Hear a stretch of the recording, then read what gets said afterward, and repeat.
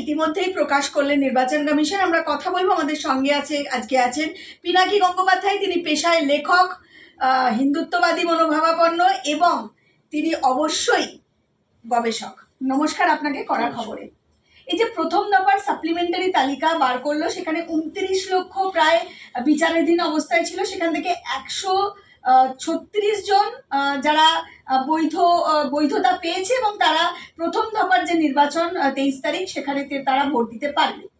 কি বলবেন, এখনো প্রায় বহু লোক আছে, বহু মানুষ আছে যারা এখনো পর্যন্ত এই বিচারাধীন অবস্থায় পড়ে, কিভাবে দেখছেন বিষয়টা? দেখুন, এতগুলো রাজ্যে এর আগে এসআইআর হয়েছে, এই ধরনের সমস্যা কোনো রাজ্যে হয়নি। এটা ইলেকশন কমিশনকে ওভাররুল করার যে মমতা বন্দ্যোপাধ্যায় আমাদের প্রাক্তন মুখ্যমন্ত্রীর যে প্রচেষ্টা প্রথম দিন থেকে ছিল, সেইটার ফলস্বরূপ আজকে এত নাগরিককে এটার এটার এটার জন্য সাফার করতে হবে, নট অনলি আজকে, in the long run also. তো এটার দায়িত্ব উনি নিয়েছিলেন যে একটা নামও বাদ দিতে দেবো না, এই করব না। অনেক জায়গায় গিয়ে তিনি এই মিথ্যে প্রচার করেছেন। দিল্লিতে আমরা দেখেছি, সুপ্রিম কোর্টে গিয়ে উনি সওয়াল জবাব করতে চলে গেছিলেন। তো তার পরিণামে যেটা হলো, এই যে ট্রাইব্যুনাল গঠন করা হলো, এই ট্রাইব্যুনালে গিয়ে যিনি প্রসেসটা ডিলে হয়ে গেল। এটা একটা খুব সিম্পল এক্সারসাইজ। প্রতিটা ডেমোক্রেসিতে, ইউএসএতে আমার যতদূর ধারণা, ওটা এভরি 5 ইয়ার্স এসআইআর হয়, হ্যাঁ, রোল রিভিশনস হয়, এবং বিভিন্ন দেশে বিভিন্ন সাইকেলে হয়। তো আমাদের এখানে এই রোল রিভিশনটা অত্যন্ত সিম্পলিফাইড একটা প্রসেস, যেখানে আমাদের কাছে এত রকমের ডেটা অলরেডি আছে, আধার কার্ড, প্যান কার্ড, হ্যাঁ, সব রকম জিনিস আমাদের আমাদের কাছে ছিল। তো তারপরেও এই জিনিসটাকে অটোমেটিক প্রসেসে না নিয়ে গিয়ে একটা বিরোধের জায়গা তৈরি করে ভাবলো যে এটাতেই লোককে, ওনার অ্যাকচুয়ালি প্যানিক বাটনটা উনি যেটা প্রেস করলেন, যে তার রোহিঙ্গা, তার দুধেল গাই, যারা তার ভোট ব্যাংক, যাদেরকে এতদিন ধরে ইনফিলট্রেট করে ঢুকিয়েছে, তাদের নামগুলো কাটা গেল। তো কি হলো, তাদের নাম তো প্রথম দফাতে 91 লাখের মধ্যে অলরেডি কাটা চলেই গেল, মৃত ভোটার বেরিয়ে গেল, যারা রিলোকেটেড ভোটার তারাও বেরিয়ে গেল। এবার সাফার করলো কি, যারা জেনুইন ভোটার, যারা গিয়ে পরবর্তীকালে অ্যাপিল করে লাইনে দাঁড়ালো, তাদের বিচারটা আটকে গেল। আমাদের এই জুডিশিয়াল প্রসেসের ওপর এই চাপটা যে দেওয়া হলো, এটার দায়িত্ব তো সম্পূর্ণভাবে তৃণমূলকে নিতে হবে। এবং আজকে তারা 23 লাখ ভোট না দেওয়া মানে আমাদের ডেমোক্রেসির একটা বড় ফেলিয়ার, এবং এই ফেলিয়ারটার মানে পুরো দায় মমতা বন্দ্যোপাধ্যায়ের উপর, এটুকুই বলতে চাই। কিন্তু নির্বাচন কমিশন যে পুরোটাই বিজেপির অঙ্গুলি হিলনে কাজ করছে, ইতিমধ্যেই তৃণমূল কংগ্রেস বারবার অভিযোগ করেছেন। এবং একাধিক যে ঘটনা, আমরা জানি যে নির্বাচন এলেই একটা ইডি সিবিআই কাজ করা বাড়িয়ে দেয়। এবারে নির্বাচনেও দেখা গেছে বিভিন্ন জায়গায় তৃণমূলের যারা নেতা মন্ত্রী তাদের তলব করা হচ্ছে। আজকেও তলব করা হচ্ছে সুজিত বোসকে, এবং ওনাদের যে মন্ত্রী রথীনবাবু, তাকে তলব করা হয়েছে। দেবাশিস কুমারের বাড়িতে প্রায় 10 ঘন্টার উপরে ইডি গিয়ে রেড করেছে। এই বিভিন্ন ঘটনা চলছে। তৃণমূল বলছে পুরো ইলেকশন কমিশন এবং জুডিশিয়ালিটা কাজ করছে বিজেপির অঙ্গুলি হিলনে। না না, দেখুন, কিছু জিনিস আছে বলার, কিছু জিনিস আছে এভিডেন্স দেওয়ার। ওনাদেরও প্রচুর চ্যানেল আছে, ওনাদের বিভিন্ন জায়গায় কন্ট্যাক্ট আছে। একটা যদি কোনো সেই এভিডেন্স তো প্রমাণ করতে পারেনি যে যার বাড়িতে ইডি গেছে সেটা আনলফুল হয়েছে। একটা এমন কি বাড়ি হয়েছে যার কাছে ইডি হানা দিয়েছে আর কিছু না পেয়ে বেরিয়ে এসছে, এরকম তো হয়নি। হ্যাঁ, তাদের এখনো অব্দি জেলে যাওয়া হয়নি, কিন্তু ইডির সিজার অ্যান্ড ক্লোজার লিস্ট তো আছে প্রতিটা কেসেই, প্রতিটা বাড়ি ভিজিটে। তো এইটি না করলে আজকে 550 কোটি টাকার সোনা পাপ্পু আর 11,1100 কোটি টাকার এইসব জিনিসগুলো ধরা পড়তো কোথায়? আর এগুলোই তো ভোটের আউটকামটা চেঞ্জ করে। ফ্রি অ্যান্ড ফেয়ার ইলেকশনের তো পার্টই হচ্ছে গিয়ে মানি পাওয়ার, মাসেল পাওয়ারটাকে কন্ট্রোলে রাখা, যাতে মানুষ ফ্রি অ্যান্ড ফেয়ার ইলেকশনটা দিয়ে মানে ভোটিংটা করতে পারে। তো এই এই জিনিসটাকে বারবার বিজেপির অঙ্গুলি হিলন বলে এটাতে তো লাভ নেই। আমি ওনার বক্তব্য হচ্ছে আমি চুরি করব, পুলিশ কেন ধরতে আসছে? পুলিশ ধরতে আসছে মানে আমার পাশের বাড়ির লোকের কমপ্লেন করেছে বলে, সেই জন্য পাশের বাড়ির লোকটাকে তুমি মানে দায়ী করছো। কিন্তু চুরিটা তো করেছো তুমি। তো সেই জন্য তো তোমার কাছে ইডি আসছে। আজকে এই যে এত স্টেটে সব জায়গায় কি ইডি ঘুরে বেড়াচ্ছে না? এত লার্জ স্কেলে যে স্ক্যাম গুলো চলছে আমাদের এখানে, তো শেষ মুহূর্ত অব্দি এরা চেষ্টা করে যাচ্ছে যে এখান থেকে নিস্তার পাওয়ার, মানে ইডি নাম বিজেপি কে জড়িয়ে। এটা তো কোনো বেসিস, মানে যদি ভেতরে কিছু থেকেও থাকে সেটার এভিডেন্স তো নিয়ে এসে কথা বলতে হবে, এরকম আলটপকা কথা বললে তো হবে না। তো পিনাকিদা, এখানেই একটা বিষয়ে যাব। যারা দুধেল গাই বা যারা মৃত ভোটার, তাদের একটা এসআইআর প্রসেসে প্রথম দফাতেই তারা বাদ চলে গেছে। বা এই রোহিঙ্গা যারা অনুপ্রবেশকারী, তাদের বিরুদ্ধে তো বিজেপি বরাবরই বলেছে যে রোহিঙ্গা যারা বা অনুপ্রবেশকারী তাদেরকে শনাক্ত করা হবে, তাদেরকে কোনোদিনই এখানে থাকতে দেওয়া হবে না। এই তারা বাদ যেমন গেছে সেটাও যেমন ঠিক, সেরকম প্রচুর হিন্দু ভোটার তারাও কিন্তু এই এসআইআর এ বাদ গেছে। প্রায় 60,000-এর ওপরে, 65,000-এর কাছাকাছি একটা তালিকা আছে যেখানে প্রায় হিন্দু ভোটার এফেক্টেড। এবং মথুয়াদের অনেকটা মথুয়া সংখ্যক ভোট তারাও বাদ গেছে। তো সেখানে তো কোপ পড়লো হিন্দুদের ওপরেও, মানে সেখানেও অনেক হিন্দু আছে যাদের বৈধ ডকুমেন্ট আছে, তারাও বাদ গেল। তাহলে সেখানে এসআইআর এ তো ক্ষতিগ্রস্ত শুধুমাত্র রোহিঙ্গাদের শনাক্ত করা গেল তা নয়, বা বাদ দেওয়া গেল তা নয়, এখানে বৈধ ভোটার এবং হিন্দুত্বরাও কিন্তু এফেক্টেড। এটা মানে বেসিক্যালি এটা যে হয়েছে না, হিন্দু ভোটাররা এফেক্টেড, খুবই একদমই ঠিক কথা, হিন্দু ভোটাররাও এফেক্টেড। কিন্তু সেটাই এই প্রসেসটার মধ্যে যে নিরপেক্ষতা আছে সেটা করে। আজকে যদি এইগুলো বাদ না যেত বা তারা জুডিশিয়াল রিভিউর মধ্যে এই কেসগুলো না যেত, তাহলে তাও একটা বলা যেত যে আমরা কোনো পার্টিকুলার কমিউনিটিকে টার্গেট করা হচ্ছে। আজকে হিন্দুরাও সেম, যারা পেপার দেখাতে পারছেন না তারা, তাদের সেই জুডিশিয়াল রিভিউর মধ্যে দিয়েই যেতে হচ্ছে। তো ক্ষতি, ভোটের ক্ষতি, একটা আসনের ক্ষতি, এটার থেকে বড় কথা হচ্ছে যে যারা ভোট দিচ্ছে তারা বৈধ কিনা। যাদের ডাউট আছে তারা পরের বার ভোট দেবে যদি এবার না দিতে পারে, which is unfortunate, absolutely very very unfortunate. এটা একদম হওয়া উচিত নয় যে আমি ভোট দিতে পারবো না, আমার বাড়ির 3টে লোক, অন্য 3টে লোক ভোট দিয়ে আসবে। হ্যাঁ, সেটা সেটা একদম হওয়া মানে বাঞ্ছনীয় নয়। কিন্তু এইটা প্রসেসটার মধ্যে দিয়ে এটা হয়েছে। আর এই যে ডিলে, বারবার করে সুপ্রিম কোর্টে যাওয়া, হাইকোর্টে যাওয়া, এটাকে অবস্ট্রাক্ট করা, এগুলো যদি না করতো, মানে নিঃশব্দে একটা এক্সারসাইজ হয়ে যেত যেখানে মানে আমাদের ইলেকটোরাল রোলটা ক্লিন আপ হয়ে যেত। আর এইটা নিয়ে তো উনি নিজেই আগে পার্লামেন্টে 2005-এ কাগজ ফেলে দিয়ে চলে এসেছিলেন সিপিএম এর আমলে। তো এইটাতে এখন উল্টো সুর গাইলে তো হবে না। তো এটুকুই বলবো। আর একটা বিষয়ে যাব।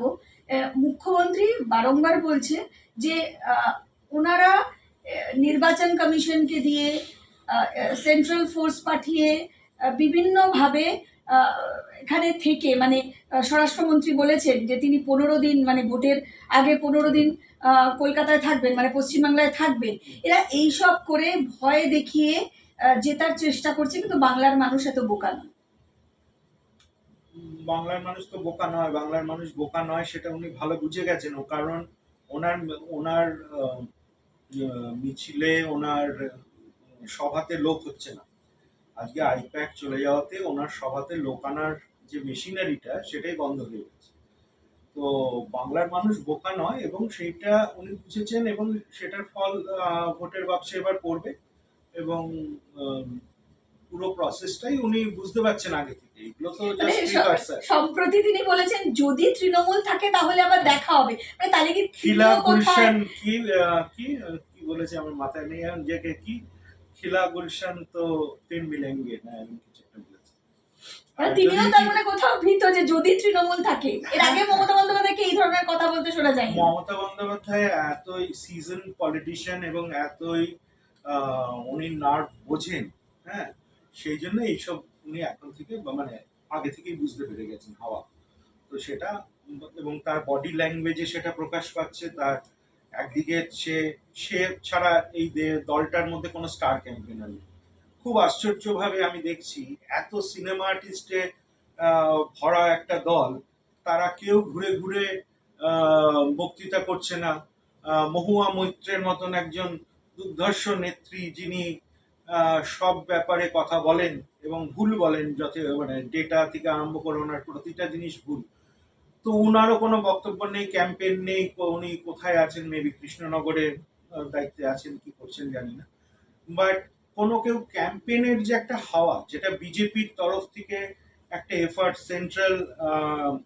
সেন্ট্রাল টিম নিয়ে এসে বিভিন্ন রাজ্য থেকে সিনিয়র পজিশনের লোকজন, এমএলএ এমপি এখানে এসে থেকে সবার সাথে কাজ করছে, আমাদের আহ, সাধারণ কর্মীদের সাথে প্রবাস করে কাজ করছে। তো সেখানে আজকে পারে না আমাদের শতাব্দী রায় বা তারা গিয়ে একদম ওখানে গিয়ে পড়ে থাকতে, বা আমাদের কি নাম সিঙ্গুরের কি নাম? রচনা। রচনা। তো উনি কেন সিঙ্গুরে পড়েনি? এইখানে তো সেরম ভাবেই ভোটটা করা উচিত। আজকে তাদের সেই কাউর ডাকেই লোক আসছে না। এটা হয়ে গেছে ব্যাপার, এবং এই ইঙ্গিতটা খুব ক্লিয়ার। হ্যাঁ, দেখছি কিছু হয়েছে, বাট ওটা উনিও তো ডায়মন্ড হারবার ছেড়ে বেরোতে পারছেন। কিন্তু বিষয়টা হচ্ছে এই যে বললেন যে বিজেপির সেই তৎপরতাটা দেখা যাচ্ছে বিভিন্ন জায়গা থেকে, যারা সিনিয়র নেতৃত্ব তারা আসছেন। হ্যাঁ, কিন্তু সেই ক্ষেত্রেও তো মমতা বন্দ্যোপাধ্যায় বলছেন যে বাইরে থেকে মানে পরিযায়ী শ্রমিকরা যেরকম আসে, ওরকম পরিযায়ী নেতারা আসছেন, মন্ত্রীরা আসছেন, ডেলি প্যাসেঞ্জারি করছেন বাংলায়। যারা বাংলা বলতে পারে না, বাংলার মাটি, সংস্কৃতি, কৃষ্টি কিছু জানে না, তারা নাকি বাংলা সোনার বাংলা বলবে। না না না। প্রথম কথা, উনি যদি আমাদের প্রধানমন্ত্রী আর হোম মিনিস্টারকে পরিযায়ী শ্রমিকের সাথে তুলনা করে, ঠিক এটা খুবই আপত্তিকর একটা ব্যাপার। তারা যে কোনো জায়গায় আসতে পারে, যোগীজি এবং যারা এমপি এমএলএ আছে তারা, কারণ ওনার মাথার মধ্যে ঢুকে গেছে পশ্চিম বাংলাটা ভারতের অঙ্গ নয়, এবং সেইটার থেকেই শুরু হচ্ছে এইসব কথার সূত্রপাত।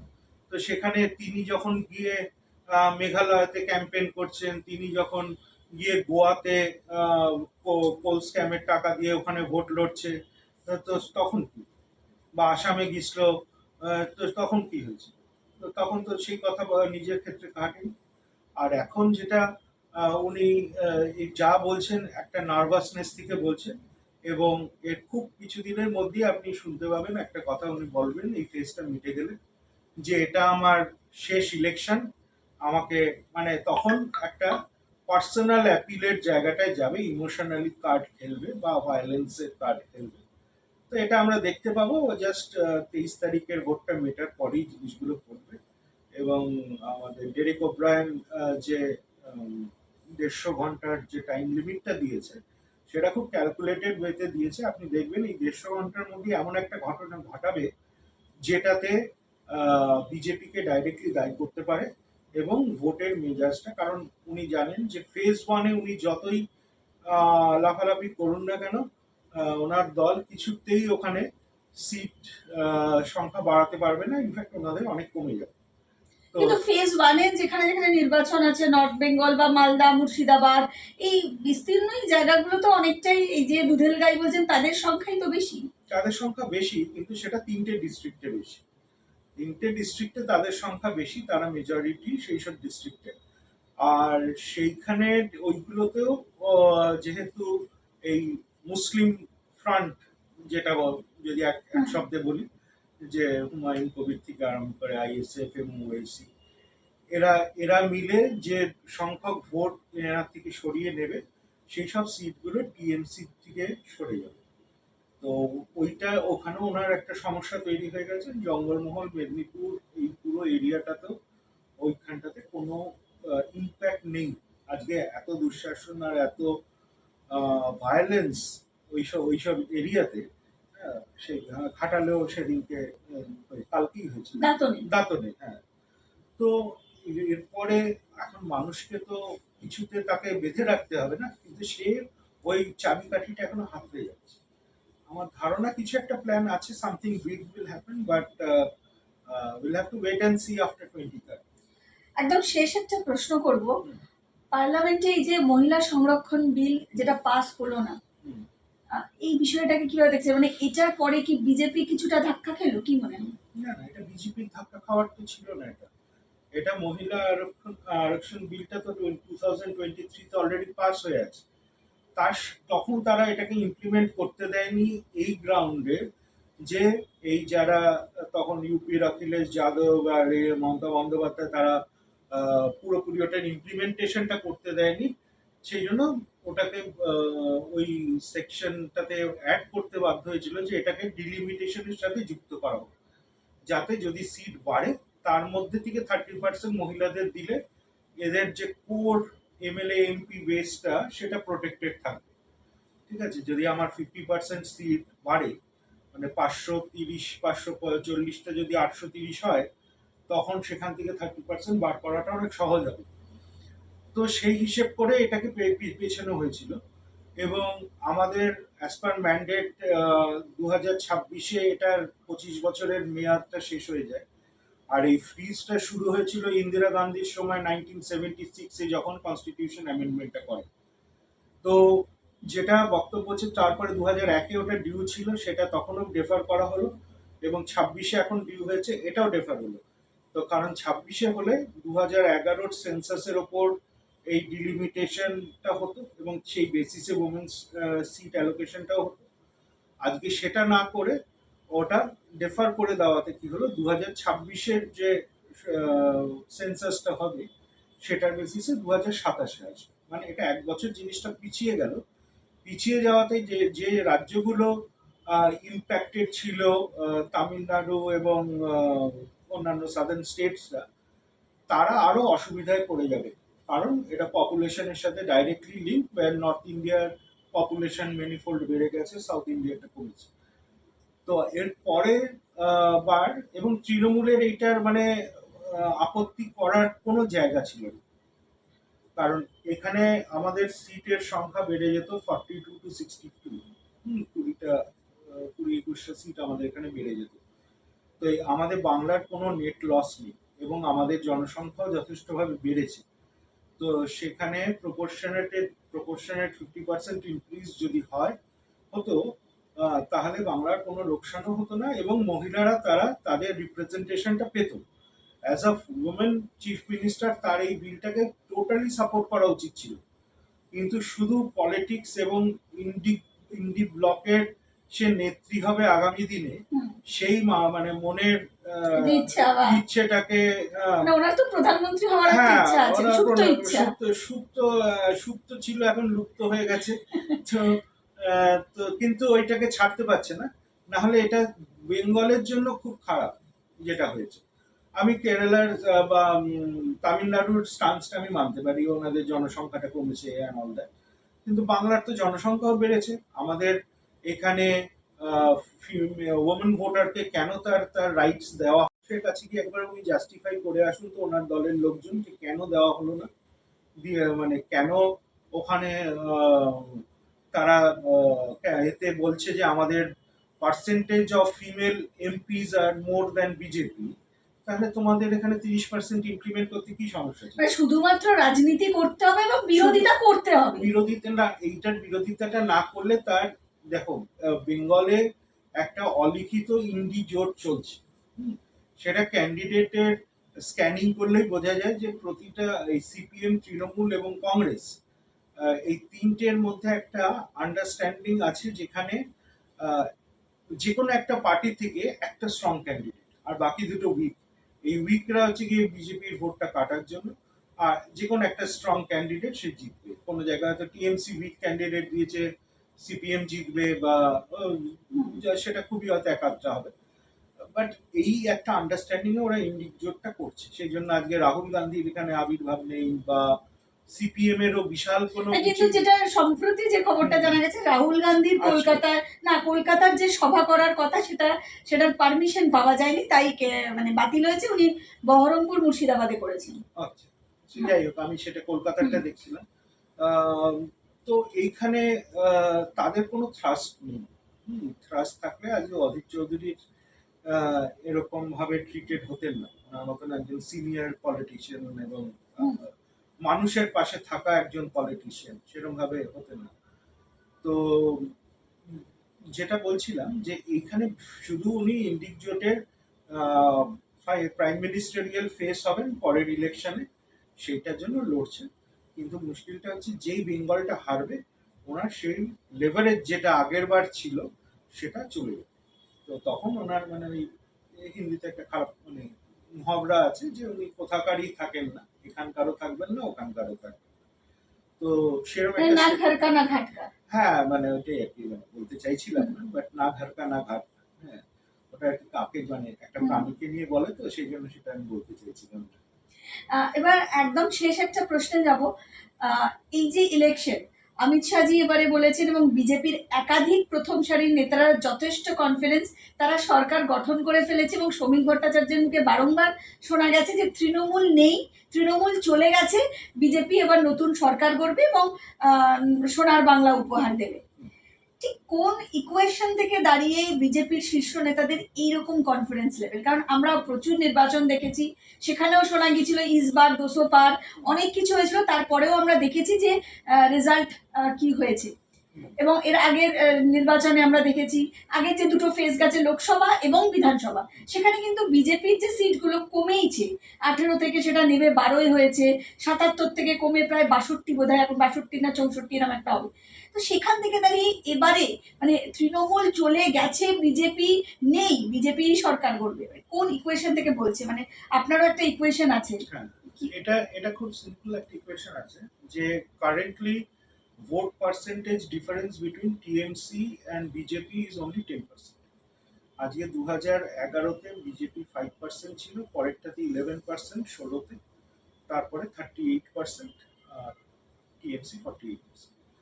এখন যদি 2.5%-এর ভোট সুইং হয়, হ্যাঁ, বা 5% যদি ভোট সুইং হয়, তাহলে দুটো পার্টি টাই চলে যাবে। আর 5%-এর সংখ্যাটা হচ্ছে 25 লাখ। 25 লাখ অ্যাডিশনাল লোক আজকে বাংলায়, পুরো বাংলা জুড়ে 6.5 কোটি আহ, লোকের মধ্যে, ভোটারের মধ্যে 25 লাখ নতুন ভোটার যদি আমাদের বিজেপিকে ভোট দেয়, তাহলে এই ভোট মার্জিনটা, পার্সেন্টেজ মার্জিনটা সেম হয়ে যাবে, দুজনেরই 43-43-তে চলে যাবে। ঠিক আছে, এই 43-তে চলে গেলে কি হবে, যেসব 50টা সিটে ন্যারোলি হেরেছে লেস দেন 5,000 ভোটে আগের বার বিজেপি, সেইগুলো সব কনভার্ট হতে শুরু করবে। কারণ এই মৃত ভোটার, এই এসআইআর ভোটার, এসআইআর এর নাম যাদের ডিলিশন হয়েছে, সেই সংখ্যাটা এতটা হিউজ, সেখানে প্রায় 60 থেকে 70টা আসনে এই ইকুয়েশনটা বিজেপির ফেভারে যাবে। আর তৃতীয় কারণ হচ্ছে, এক তো প্রচুর পরিযায়ী শ্রমিক মানে অন্য ভিন রাজ্য থেকে যারা বিজেপির রাজ্য থেকে আসছে শুধু ভোট দেবে বলে, কারণ তারাও পরিবর্তন চাইছে এবং তাদেরকে আমি সাধুবাদ জানাই, তারা এই যে পরিশ্রমটা করছে, এই যে চেষ্টাটা করছে, এই সব কিন্তু বিজেপির ভোটার। থার্ড ফোর্থ রিজন হচ্ছে আমাদের ফার্স্ট টাইম ভোটার হচ্ছে, মনে হয় 5.5 লাখ না এরকম কিছু, বাট লেস দেন 29 ইয়ার্স যারা অ্যাসপিরেশনাল ইয়াং বেঙ্গলি পিপল, হ্যাঁ, সেই সংখ্যাটা হচ্ছে 1.3 crore। মানে এদিকে এসআইআর 1 কোটি বাদ চলে গেল রাফলি বলছি, আর এদিকে 1 কোটি নতুন ভোটার যারা ইনক্লুড হয়নি, আমি বলছি যে এরা 29 এর নিচে যারা অ্যাসপিরেশনাল বেঙ্গলকে দেখতে চায়, তারা ভাতা নিতে চায় না। হ্যাঁ, ভাতা বেঙ্গল চায় না, যারা চাকরি বাংলা চায়, শিল্প, শিল্প, স্বাস্থ্য সব দিকে চায়। হ্যাঁ, এবং তাদেরকে আজকে তারা প্রতিটা যারা যেতে পারছে না অন্য রাজ্যে, বিভিন্ন কারণে যেতে পারছে না, তারা এখানে থেকে সাফার করছে, তারা কিন্তু বিজেপির পুরো পক্ষে। তো আমার লাগবে 25 লাখ ভোট। একটা এত বড় ইলেকশনে 25 লাখ নাম্বারটা কিছুই নয়। তো আমরা এই 5% মার্জিনটা যেই ক্রস করে যাবে থ্রেশহোল্ডটা, তখন আপনার দেখবেন ওটা সিট কাউন্টটা হিউজলি বেড়ে যাবে। সিট কাউন্টের সাথে ভোট পার্সেন্টেজে ডাইরেক্ট লিঙ্কেজ থাকে না সব সময়। তো বাট এই ক্ষেত্রে যেহেতু প্রচুর সিট, আগের বার 50টার ওপর সিট যেটা আমরা ন্যারোলি লেস দেন 5,000 ভোটে হেরেছি, সেগুলো সব কনভার্ট হতে শুরু করবে বিজেপির তরফে। তো এরিথমেটিক্যালি এটা একদম মানে it's a very much possible scenario. এই ফেজ ওয়ানে যে আমাদের আমার আমার এস্টিমেট অ্যান্ড দিস ইজ, আমি যতটুকু এটা রিসার্চ করে দেখেছি, যে এটা 90টা সিট বিজেপির তরফে, ফেজ 2-তে 66, যেখানে এর দুর্গটা ভাঙা হবে টিএমসির। আর এবার ফার্স্ট ফেজে ওদের নাম্বারটা বাড়বে না, বিশেষ করে এই মুসলিম ভোট ডিভাইড হয়ে যাওয়ার একটা বড় কারণ।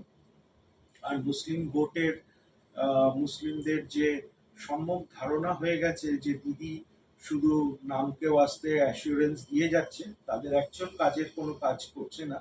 নাহলে তাদের বাংলার মুসলিমরা সবচেয়ে গরিব আজকে ভারতের মধ্যে, তো সেটা তো হওয়া উচিত নয়। এত রকম স্কিম করে তুমি ইমামকে ভাতা দিচ্ছ, একেই করছো, তো তাহলে সাধারণ ছেলেদের জন্য কি প্রকল্প আছে? সাধারণ মুসলিম ছেলেদের ট্রেনিং কর্মসংস্থান দেওয়ার কি প্রকল্প আছে? আমি তো সেরকম ভাবে প্রকল্প দেখি না। ওনার নাকি 100-র উপরেও প্রকল্প করে দিয়েছি, আমি এটা করে দিয়েছি, আমি ওটা দিয়ে দিয়েছি। আরে বাবা, করে দিয়েছি দিয়ে দিয়েছি জন্যই তো আপনাকে ওখানে বসানো হয়েছে। এতে এত বলার কি আছে? আপনি যেগুলো করেননি সেটার লিস্ট তো অনেক বড়। যাই হোক, তো এটুকুই বলবো যে এটা এটা মানে আমরা খুব কমফোর্টেবলি 150 মার্ক ক্রস করব। আমার পার্সোনাল নাম্বার 156, বাট এটা যদি আরো বাড়ে আমি সারপ্রাইজ হব না, কারণ লাস্ট 72 আওয়ার্সে ডাইনামিক্স অনেক চেঞ্জ হয়ে গেছে। এই আইপ্যাক চলে যাওয়াতে এদের মানে তাবু খাটানোর লোকটা পর্যন্ত নেই, 17 ইঞ্চি পাতার লোকটাও নেই। তো এবার তাদেরকে এখন ফ্রি র্যাডিক্যাল করে ছেড়ে দিয়েছে মার্কেটে, তাদের ডিরেকশনলেস হয়ে আইপ্যাকের লোকেরা ঘুরছে। তিনি আইপ্যাকের লোকেদের চাকরি দেওয়ার প্রতিশ্রুতি দিচ্ছে, মানে মানে হোয়াট অন আর্থ ক্যান মানে শি ইজ থিঙ্কিং, যেখানে তুমি 26,000 শিক্ষকের চাকরি চলে গেল, তুমি কিছু করলে না, এবং তাদের এগেনস্টে গিয়ে তুমি কেস করতে গেলে সেখানে গিয়ে এই আইপ্যাকের ছেলেদের চাকরি দেবে? মানে আমরা আর কত সহ্য করতে হবে এই জিনিসটা, এইটা মানুষকে ভাবতে হবে। এবং এই ভোটটা যে হচ্ছে, এটা আমাদের দেশের ইন্টিগ্রিটি, দেশের বহুমত্বকে বাঁচানোর ভোট। এইখানে আমরা রোহিঙ্গা আর এই নিয়ে আর আলোচনা এনাফ হয়ে গেছে দেশে। আজকে 50 বছর মানে জ্যোতিবাবুর আমল থেকে এই আলোচনা হয়েই যাচ্ছে, অনুপ্রবেশ আর ভোটার আর এই করে তারা ক্ষমতা দখল। এবার আর সে হবে না, কারণ প্রতিটা লোক আসছে, সেটা মাথায় রাখতে হবে যে they are taking away from the national wealth or Bengal's wealth and tax payers money. এই যে তাদেরকে একটা যদি মানে কার্ডও বানিয়ে দেয়, আধার কার্ডও বানিয়ে দিচ্ছে, একটা আধার কার্ড বানাতেও 100-150 টাকা খরচা সরকারের, সেটাও ট্যাক্স পেয়ারের টাকা থেকেই যাচ্ছে।